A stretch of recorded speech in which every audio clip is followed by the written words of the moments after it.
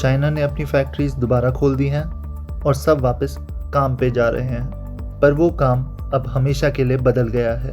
बेशक China world की favourite economy है पिछले 40 सालों से, पर ये इकोनॉमिक पावर का तराजू कहीं और भारी होने वाला है, जो कि आपने सोचा भी नहीं होगा। इनफैक्ट हम अभी से देख सकते हैं कुछ देशों को मौके पे चौका मारते हुए और चाइना की मैन्युफैक्चरिंग हुकूमत पे धीरे धीरे अपना पैर जमाते हुए।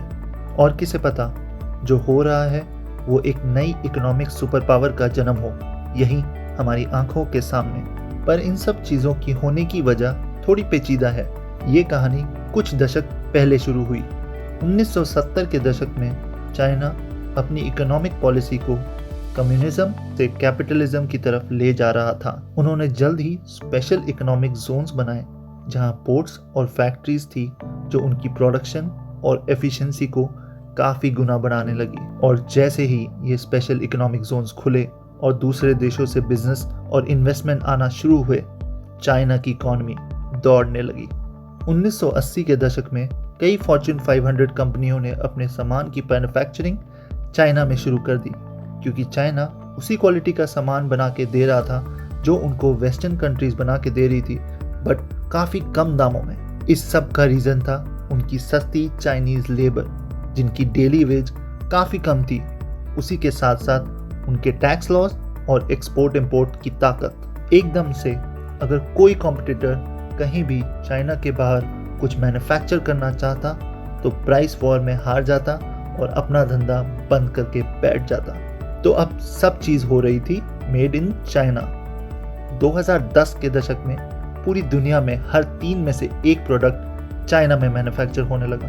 बस 50 सालों में चाइना ने अपने आप को एक गरीब और किसानों के देश से पूरी दुनिया में दूसरे नंबर की इकोनॉमी बना दिया, सिर्फ अमेरिका के पीछे। पर पिछले कुछ सालों में कुछ अजीब घटनाएं घटने लगी। सवाल ये है कि क्या होगा उस देश के साथ जिसकी इकोनॉमी बनी ही लो लेबर कॉस्ट की वजह से है, उसके लोगों के पास एकदम से सक्सेस और पैसा आ जाए। तो चाइना के साथ कुछ ऐसा हुआ। 1990 के दशक में एक एवरेज चाइनीज वर्कर की सालाना तनख्वाह थी 10,500 रुपये। 2005 के साल में ये पहुंच गई 2 लाख रुपए और 2015 में ये पहुंच गई 6,30,000 रुपए। और इस साल के मुताबिक एक एवरेज चाइनीज वर्कर कमाता है साल के 9,50,000 रुपए। ये एक ज़बरदस्त उछाल थी जिसमें दिखा एक फैक्ट्री वर्कर की एवरेज तनख्वाह में 8,500% का बढ़ावा हुआ पिछले 30 सालों में। और इसका ये मतलब था कि चाइना में प्रोडक्ट बनाना काफ़ी ज़्यादा महंगा हो गया था पहले के मुकाबले। वही कंपनियां अब पहले की तरह 80% डिस्काउंट में प्रोडक्ट्स नहीं बना पा रही थी और इन सब की वजह से चाइना की मैन्युफैक्चरिंग में गिराव आने लगा। 2016 में चाइना के मॉडर्न इतिहास में पहली बार इस साल उनकी मैन्युफैक्चरिंग आउटपुट में 2% की गिरावट आई, पर वो सिर्फ पहली रुकावट थी।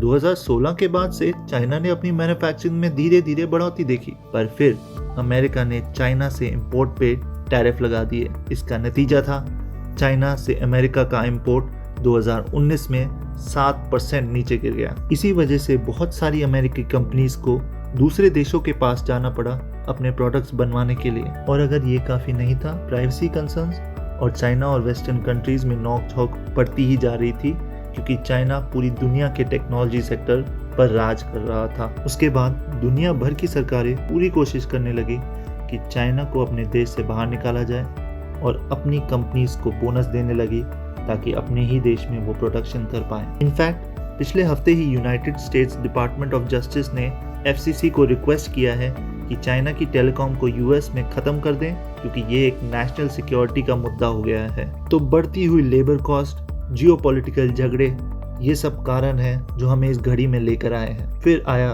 The pandemic.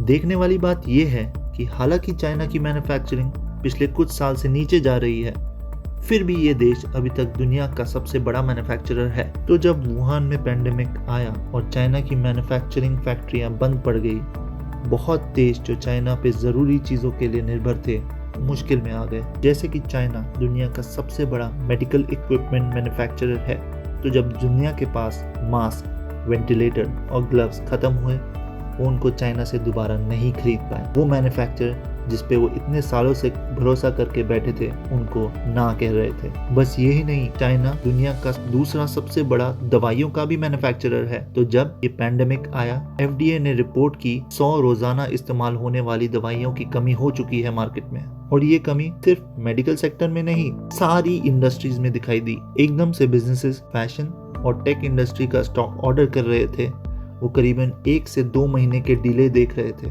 और ये वो आखिरी झटका था जिसने पूरी दुनिया को अपनी मैन्युफैक्चरिंग स्ट्रैटेजी बदलने पे मजबूर कर दिया। अब सभी कंपनीज को समझ आ गया था, एक टोकरी में सारे अंडे रखना सही नहीं है और एक कंट्री में पूरी तरह निर्भर होना भी सही नहीं है। तो अब हम देख रहे हैं एक नया शिफ्ट। पिछले हफ्ते ही जापान ने अनाउंस किया है एक $2.2 बिलियन का प्लान, करीबन 17,000 करोड़ रुपए, जिसे वो अपना मैन्युफैक्चरिंग बेस चाइना से हटाकर जापान और आसपास के दूसरे देशों में लेकर जाएंगे। एक रीसेंट रिपोर्ट जो टोक्यो से निकली है उसके मुताबिक 2600 कंपनियों के सर्वे में 37% ने कहा है कि वो अपनी मैन्युफैक्चरिंग का कुछ ना कुछ हिस्सा चाइना से बाहर ले जा रहे हैं। अब आया असली सवाल, जैसे कि चाइना का मैन्युफैक्चरिंग सेक्टर घटता जा रहा है और दुनिया दूसरे देशों से उम्मीद लगा रही है, कौन सा देश होगा वो जिसको चाइना के इस शिफ्ट से फायदा होगा? तो पहला देश वो है जो एशिया में ही है और चुपचाप एक इकोनॉमिक बूम से गुजर रहा है पिछले कुछ दशकों से। साल 2000 में वियतनाम और उसके 10 करोड़ लोग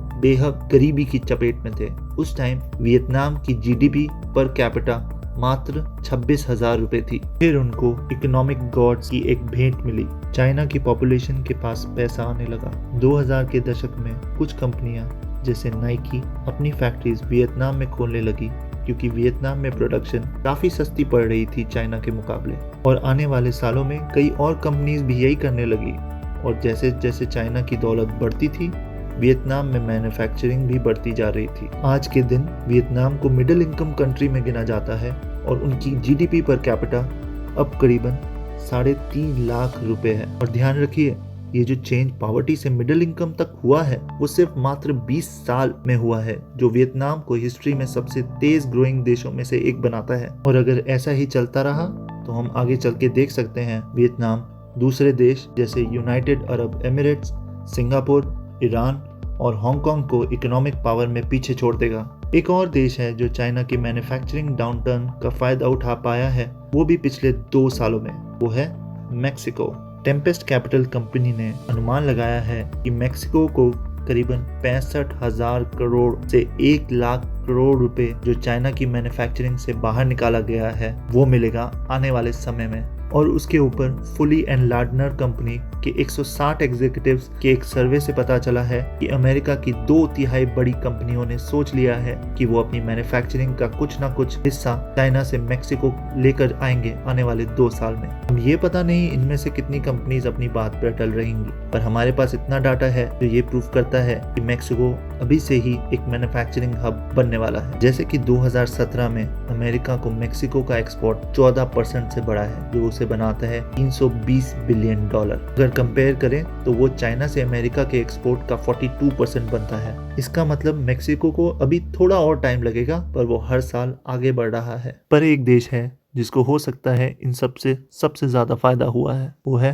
इंडिया। इंडिया की पॉपुलेशन चाइना से करीबन बराबर है, 130 करोड़ लोग। पर जो मेजर फर्क है वो ये है कि इंडिया अभी भी एक एग्रीकल्चरल देश है। इंफ्रास्ट्रक्चर की कमी है और करीबन आधा देश किसी न किसी तरीके से एग्रीकल्चर से जुड़ा हुआ है। और इसी बात का अगर कंपैरिजन करें तो अमेरिका में ये सिर्फ 5% लोग एग्रीकल्चर से जुड़े हुए हैं। इसके बावजूद साल 2002 से इंडिया की GDP पर कैपिटा 33,000 रुपए से बढ़कर 2020 में करीबन 1,50,000 रुपए पहुंच गई है। और इसकी वजह से इंडिया ने 30 करोड़ लोगों को पॉवर्टी लाइन से ऊपर उठा लिया है पिछले 18 सालों में। पर वियतनाम और इंडिया में ये फर्क है कि इंडिया की ग्रोथ मैन्युफैक्चरिंग सेक्टर से नहीं हुई बल्कि सर्विस बेस्ड इंडस्ट्री से हुई है, जैसे कि बैंकिंग और IT। एक नया प्रयास किया गया था इंडिया में की शुरुआत साल 2014 में हुई थी और वो था सेलफोन मैन्युफैक्चरिंग। तो 2014 की शुरुआत में इंडिया में सेलफोन की प्रोडक्शन थी करीबन 1 साल में 1 करोड़ सेलफोन। और 2019 के खत्म होते होते इंडिया साल के 15 करोड़ सेलफोन्स बना रहा था और बन गया दुनिया का दूसरा सबसे बड़ा सेलफोन मैन्युफैक्चरर। पर इस सेलफोन मैन्युफैक्चरिंग की सफलता सफलता के बावजूद इंडिया का इंफ्रास्ट्रक्चर